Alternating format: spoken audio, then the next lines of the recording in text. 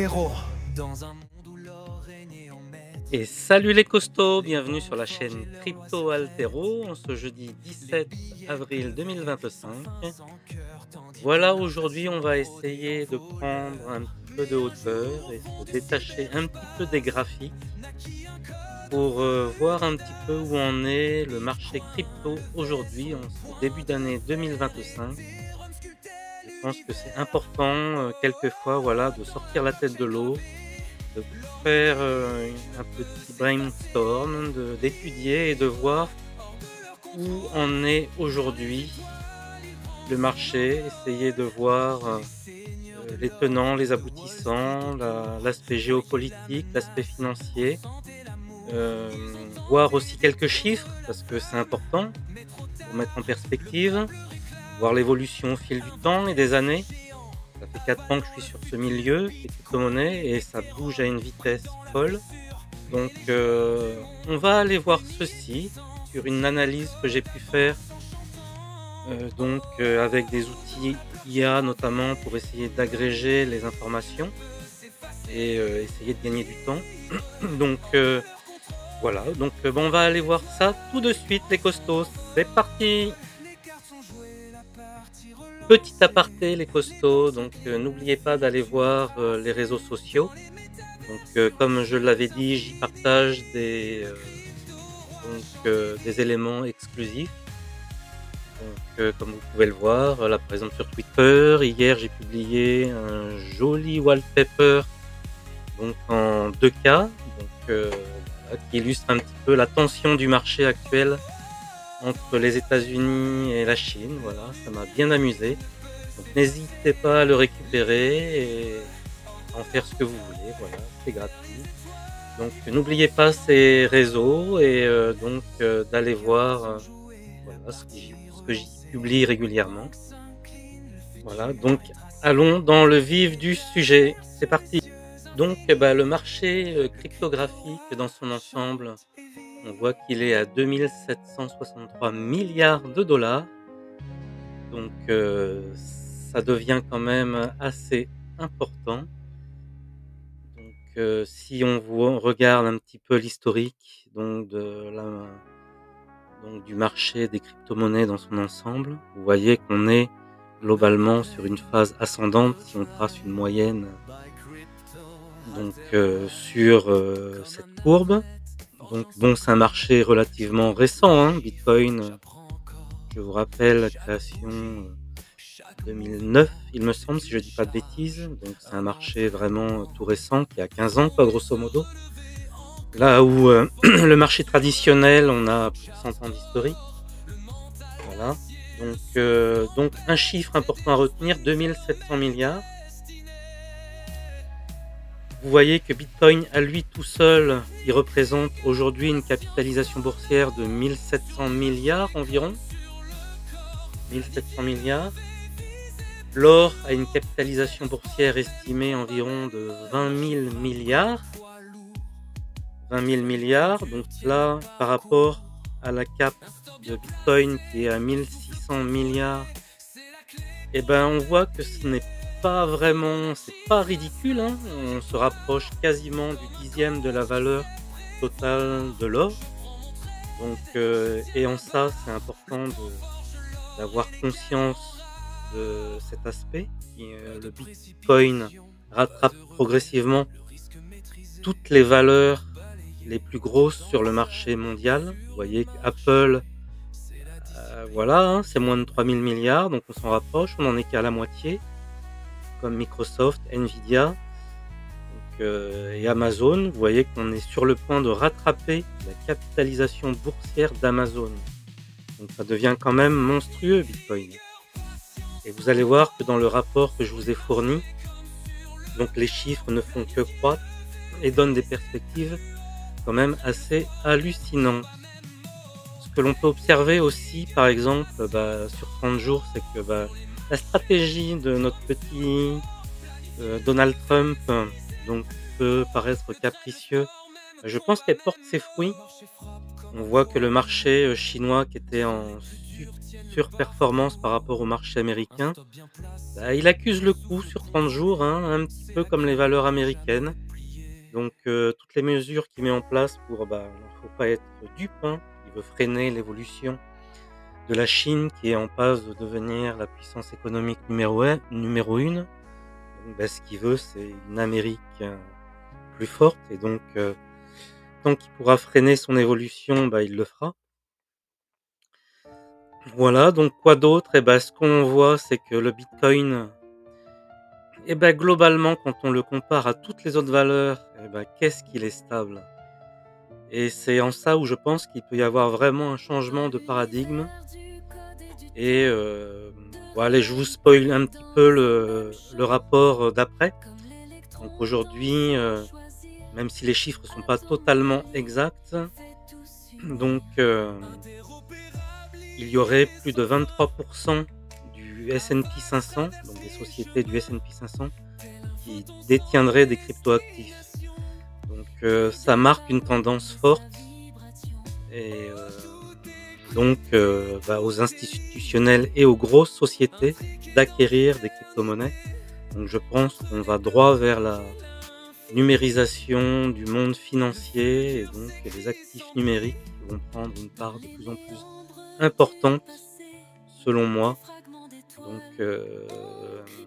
par rapport au marché traditionnel, l'euro-dollar qui montre une force insolente, donc 1,14. Donc bah, si vous prévoyez d'aller faire, un petit tour en Amérique, donc vous gagnez en pouvoir d'achat, donc c'est plutôt bien. Acheter en Europe et consommer, en Amérique, acheter avec des euros et donc peut-être même des valeurs américaines dans l'espoir de les voir, monter. Donc je pense que de toute façon, ce n'est que passager, donc cette faiblesse du marché américain et c'est artificiellement créé pour moi, hein, ça reste qu'un avis personnel. Vous êtes libre d'avoir votre propre, avis bien sûr et de penser ce que vous souhaitez. Moi je pense que c'est artificiel et que ça va regrimper, très prochainement, même s'il risque d'y avoir encore 2-3 mois, le temps que monsieur Trump arrête ses trumperies et nous fasse du yo-yo permanent avec les droits de douane qui changent de jour en jour, avec les fameux 250 qui sont passés hier pour la Chine. C'est du délire complet. Enfin bref, il étouffe mais le marché chinois, mais aussi il fait en cascade quand même, Nvidia je crois qui perd 5 milliards sur simplement les décisions de Trump, sur son résultat je veux pas dire de bêtises, mais sur les derniers chiffres qu'ils ont publiés, mais c'est plutôt alarmant. Voilà, donc et ben, MicroStrategy, vous voyez qui collatérise bien sûr son action au Bitcoin, qui fait mieux que le Bitcoin, hein. Comme je vous l'ai dit, c'est un effet de levier sur Bitcoin, donc toujours intéressant. Je pense que ça peut être une bonne stratégie d'investissement long terme. Attention, ça va dans les deux sens, hein. Une chute de Bitcoin, c'est une chute démultipliée sur MicroStrategy. Voilà, donc en tout cas, bah, le CAC 40, ouais, c'est bien dommage. Il avait bien accumulé le premier mois et le premier trimestre donc, de cette année. Donc là, il perd un petit peu en influence. Mais avec donc tous les investissements donc allemands, donc je pense que ça devrait porter un petit peu l'Europe. Et avec l'euro-dollar qui est plutôt fort et des taux vachement faibles, donc des taux d'intérêt vachement faibles, donc tout ça va dans le bon sens au niveau européen. Voilà, donc plutôt bullish. Voilà, donc allons voir mon graphique directement, maintenant que ces ordres de grandeur sont bien définis. Le marché cryptographique, le Bitcoin qui à lui tout seul fait plus de 60% de la market cap, 60, je sais plus combien, 65%, on pourrait aller voir ça tout à l'heure, de dominance sur l'ensemble des cryptoactifs. C'est vraiment le baromètre des cryptoactifs, hein. Voilà, donc on va sur mon rapport tout de suite.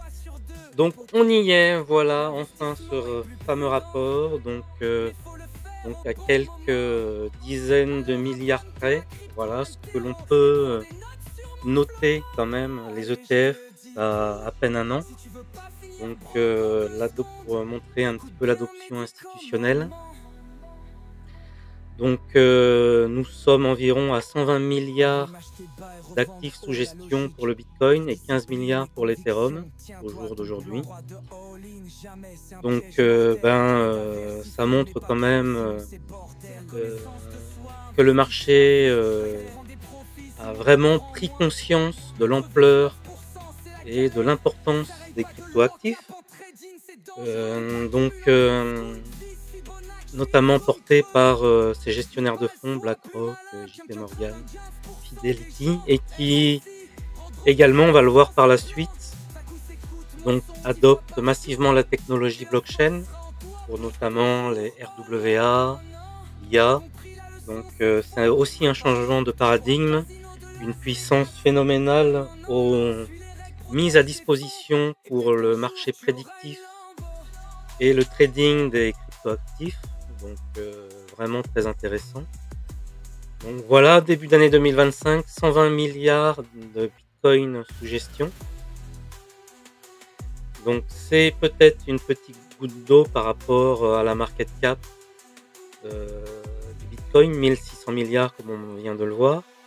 Sauf que c'est tout récent et c'est surtout la plus grosse réussite et cash machine réalisée par les détenteurs d'ETF.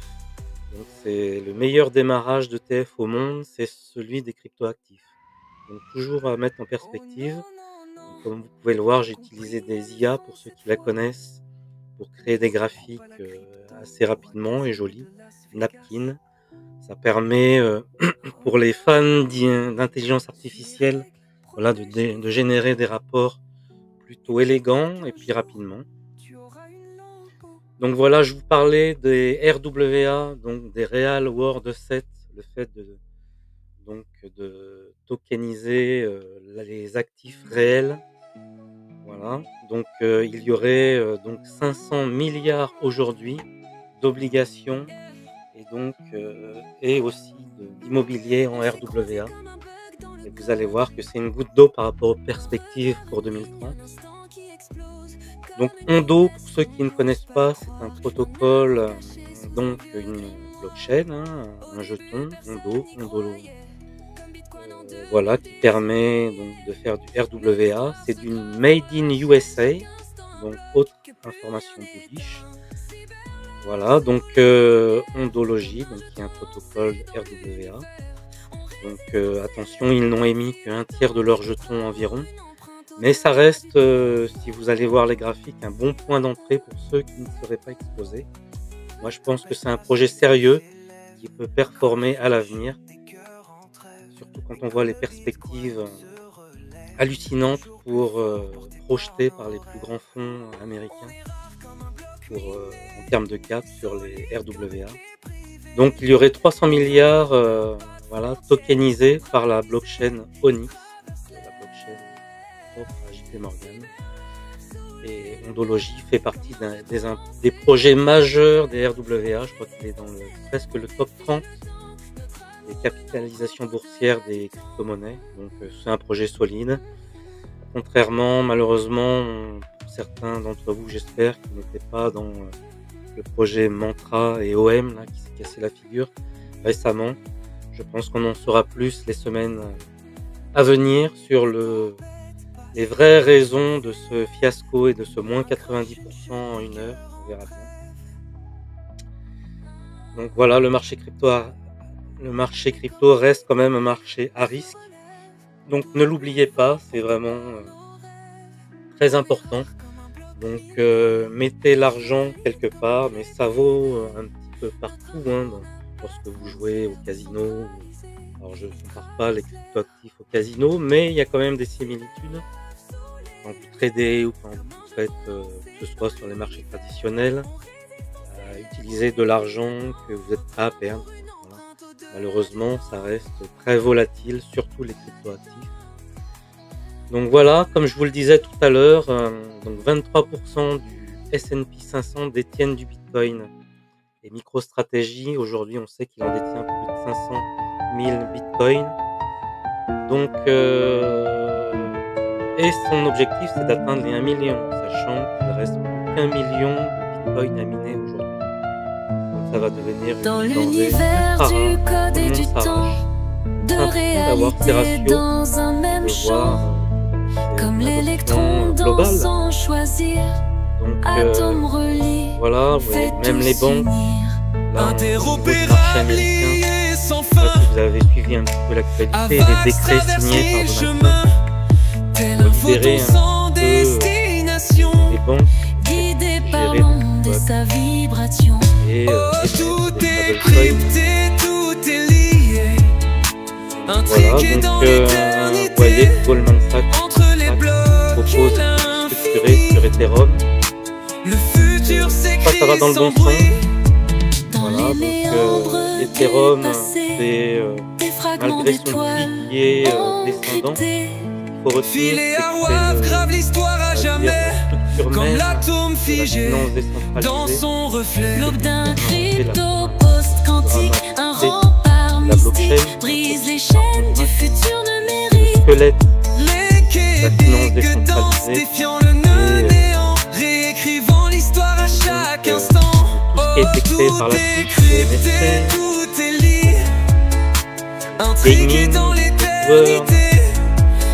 et RWA. Donc il faut voir Ethereum plus comme voilà, une blockchain d'infrastructure qui permet de faire et de stacker sur elle, et de stacker Crypto et quantique, miroir du destin, voilà, entre des hasard et code rendements divin. Ce que l'on croit pas figé forcément ou perdu exceptionnels, et vous pariez sur n'est l'adoption qu'un calcul globale jamais de résolu. comme actif numérique qui va envahir le monde quelque part. Donc moi je vois pas Ethereum percer comme Bitcoin qu'on voit un avenir assez proche, 2030, Miroir du millions. destin, Il faut voir plutôt Ethereum comme voilà, ossature globale pour le ce que l'on développement croit figé ou perdu dans le monde réel. n'est qu'un calcul jamais Stacké. résolu. D'ailleurs, il y a une position à bien, faut bien voir Ethereum, sa valeur monte trop, ça va impacter chaque transaction. Donc globalement, c'est pas ce qu'on recherche sur une blockchain d'infrastructure. Ce sont des frais réduits, scalabilité, la sécurité, on l'a par Ethereum. Donc Ethereum n'est pas voué à atteindre des millions. Vous comprenez ce que je veux dire? Son but, c'est pas d'exploser, sinon tout l'écosystème va en pâtir. C'est fait pour construire dessus. Donc ayez toujours ça en vision. Donc l'avoir en portefeuille, c'est bien pour équilibrer votre portefeuille, mais comptez pas faire des x10 ou x50 en 5 ans. Il y a d'autres cryptoactifs meilleurs en ce sens-là. Donc l'adoption des retails, regardez un petit peu. Ça aussi, c'est une donnée assez surprenante que je ne connaissais pas. Donc il y a 600 millions de portefeuilles actifs et le Nigeria représente 45% des cryptoactifs contre 16% seulement pour les États-Unis. Et on voit que le Nigeria, j'imagine, c'est lié également aussi à l'inflation de leur monnaie et donc permettre de faire des échanges en stablecoin rapidement.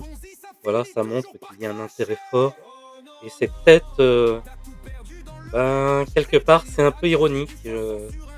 On sait qu'on est l'espèce humaine est venue un peu du continent africain, est née de là-bas et qui adopte cette technologie novatrice qui libère un petit peu les carcans et l'économie.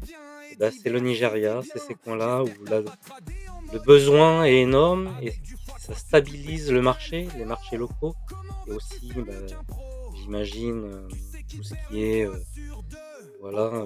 gouvernement instable et on sait bien que dans les pays africains beaucoup de gouvernements profitent et font de l'argent sur le dos des habitants. Donc c'est une méthode pour quelque part s'échapper, s'extraire du marché économique local. Voilà, en tout cas, donc bonne statistique, c'est assez surprenant et marquant, mais quelque part logique. Rendez-vous compte un petit peu, les stablecoins représentent 1 800 milliards de capitalisation. Heu, donc assez hallucinant, c'est le marché, heu, donc de bitcoin quasiment. Donc ça, assez surprenant. Voilà, donc c'est fou. Donc quand on voit que Donald Trump va créer son USD One, on comprend pourquoi finalement. On voit que c'est une cash machine et que, bah, ils l'ont bien compris les Américains. Là où nous, on régule, on essaye de contrôler la population, on fait des monnaies numériques, des monnaies centrales, numériques, les NMBC, hein, ça va sortir cette année en Europe. On verra bien ce que ça représente, voilà. La finance décentralisée qui croît avec, bah, vous voyez comme je vous parlais, hein, de Ethereum, qui est, donc, on va dire la colonne vertébrale de cet écosystème avec plus de 55 qui est de la finance décentralisée qui est construite dessus, avec un marché relativement faible, 150 milliards mais qui croît d'année en année. Voilà, donc très intéressant. Le bitcoin comme réserve valeur, je crois que réserve de valeur, ça devient plus ou moins évident, hein, donc ça représente 65 des échanges institutionnels et puis donc les 35 autres, donc c'est, sur Ethereum, mais ça va bientôt se diversifier avec les ETF Solana, XRP, Litecoin, et puis bien d'autres qui sont dans les tuyaux, peut-être pour, la fin de l'été. Donc là, on s'est mis un petit peu en stand-by parce que voilà, il faut que ce soit le nouveau PDG de la SEC qui valide toutes ces, mesures c'est un petit peu logique. Voilà, donc les RWA qui représentent quand même de plus en plus, hein, 50 milliards d'actifs. Donc intéressant. Donc voilà, là il y a un petit peu une récapitulation géographique, c'est intéressant de voir ça. Donc on voit que, bah, le marché africain, c'est pour se protéger de l'inflation. Donc voilà, beaucoup de transactions via les, stablecoins. L'Asie, donc bah, les stablecoins et les NFT. Donc l'Europe, les RWA et les CBDC, comme je vous disais, et puis bah, l'Amérique, via les institutions donc, qui accumulent du Bitcoin et de l'ETF. Donc voilà, les deux cryptoactifs les plus importants. Donc celle sur laquelle on construit tout, et Bitcoin, l'or numérique. Voilà. Donc, c'est sympa cette vision un petit peu géographique. Voilà, l'Europe, elle contrôle, l'Amérique, elle construit et elle voit la valeur des choses. Nous, on contrôle les gens via les CBDC. Bah, l'Asie, elle contrôle également, hein, ça y est, elle a lancé ses CBDC, hein, donc c'est un petit peu pareil. Mais elle cache également son adoption, et elle aussi détient beaucoup de Bitcoin. Je crois que c'est équivalent au marché américain. Ils ont plus de 200 000, la Chine a plus de 200 000 Bitcoins à son actif, donc ça reste conséquent, hein, au travers des saisies, j'imagine. Voilà, donc le marché Taïwan et également donc japonais, eux, bah, ils construisent, ils continuent. Vous avez GEMI, vous avez beaucoup de protocoles de construction, donc c'est quand même un beau laboratoire, je dirais, de construction. GEMI, ils font de l'IoT, donc on le compare souvent au Bitcoin japonais, donc ils construisent dessus et ils font donc de l'Internet of Things, donc vraiment c'est en pleine ébullition là-bas, de ce côté-là, donc à ne pas négliger. Et puis l'Afrique, voilà, et je dirais c'est l'adoption massive du système des crypto-actifs pour son utilisation personnelle. Faire des prêts, tout ça par la crypto, c'est possible. Donc voilà, c'est l'adoption. Donc les défis, bien sûr, la volatilité, mais c'est en ça où on voit que c'est très important. Donc là où la corrélation, par exemple, la volatilité était beaucoup plus forte en 2021, il y avait une corrélation du Nasdaq avec le Bitcoin de 0,2, et aujourd'hui, en 2025, on est environ à 0,65. Donc de moins en moins de volatilité, et une corrélation de plus en plus évidente avec les marchés américains. Donc voilà, donc les fraudes bien sûr, mais il y en a partout, malheureusement. Mais c'est vrai que c'est un fléau et on le voit au travers des vols successifs, de vols récents sur Bybit, des failles malheureusement qui sont exploitées par les hacks et surtout, on le sait, la Corée du Nord. Donc, donc vous voyez quand même un marché qui se calme en termes de volatilité et on le voit, le Bitcoin qui devient de plus en plus une valeur intrinsèque qu'il faut avoir, comme Apple, comme Nvidia, comme voilà, les grandes sociétés, les 7 magnifiques. Donc c'est un actif à part entière et surtout voilà l'info quand même plutôt croustillante. Imaginez d'ici 2030 donc 4000 milliards d'actifs tokenisés. Donc quand on le rapporte au début du rapport, donc d'actifs tokenisés aujourd'hui 500 milliards. Donc voilà, c'est 10 fois plus.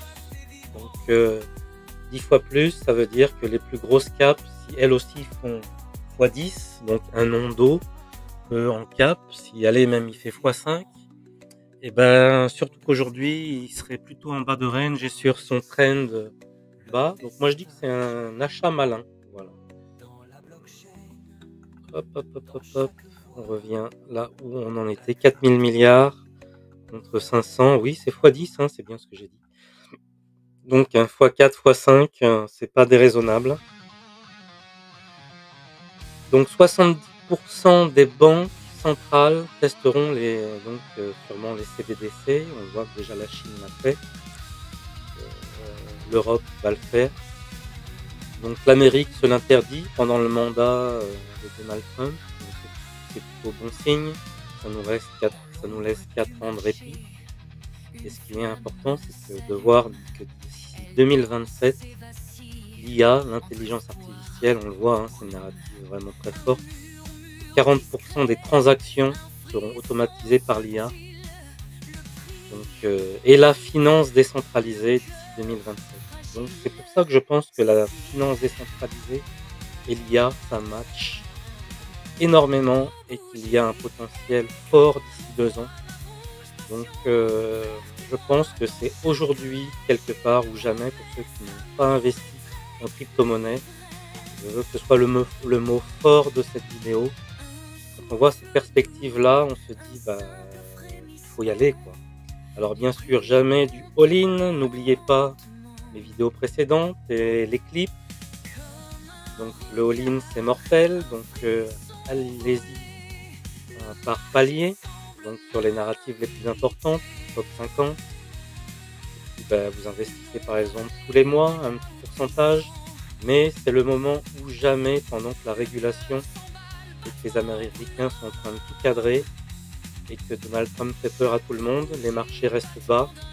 Donc c'est un bon moment pour moi d'investir et de mettre un peu chaque mois dans ces narratives, de protéger vos fonds via des ledgers, tangèmes par exemple, de faire fructifier vos cryptoactifs une partie en stackant, donc pour avoir des rendements de 10%, 20%, c'est déjà 5 fois mieux qu'un livret A. Donc les perspectives et sur la blockchain et les possibilités sont tellement démultiplié par rapport à la finance traditionnelle, ce serait bête de passer à côté. Voilà, et donc je terminerai aussi sur ce petit graphique, voilà, qui vous montre l'intérêt, l'adoption institutionnelle, les retails, les opportunités et les risques, comme je vous l'ai dit, et donc les grands gagnants de cette dernière année, Bitcoin et Ethereum. Donc ne sous-estimez pas Ethereum, je vous le rappelle, même s'il est bas, l'acheter aujourd'hui, c'est vraiment cadeau, et c'est vous misez sur l'infrastructure et sur le développement de la blockchain dans son ensemble, dans tous les milieux, dans les milieux du monde, dans le monde réel. C'est l'adoption du monde réel. Donc Ethereum, voilà, c'est misé sur la blockchain et son adoption massive par tout le monde, la finance, les États, les entreprises. Donc voilà les costauds, n'oubliez pas de mettre un pouce vers le haut si vous avez aimé cette vidéo. J'arrête voilà ce long monologue, mais j'espère que ça vous a aidé et que ça vous a montré un petit peu les enjeux faibles dans un futur plutôt récent, hein. 2030 c'est dans 5 ans, hein, donc ça passe vite 5 ans. Sur le marché traditionnel, 5 ans c'est rien, on regarde des évolutions sur 30 ans, donc ne ratez pas ces narratives, c'est ce que j'ai un petit peu envie de vous faire passer aujourd'hui comme message. Une perspective à 5 ans, c'est rien. Donc ne loupez pas le coche les costauds, ceci n'est pas un conseil en investissement, mais quand même faites vos recherches et passez pas à côté. Salut les costauds, bonne journée. Dans un monde où l'or régnait en maître, les banques forgeaient leurs lois secrètes, les billets pleuvaient sans fin, sans cœur, tandis que l'inflation rôdait en voleur. Mais un jour au fond du cyberespace naquit un code, un feu, une audace. Bitcoin levait son point de fer, Ethereum sculptait l'univers. Oh, oh, oh, dans la blockchain gravée, l'or numérique ne peut s'effacer. Libre, hors de leur contrôle, vers les étoiles il prend son envol. Les seigneurs de l'or, de Wall Street autour, voyaient la menace, ressentaient l'amour. Ils ont tenté d'éteindre la flamme, mais trop tard, le peuple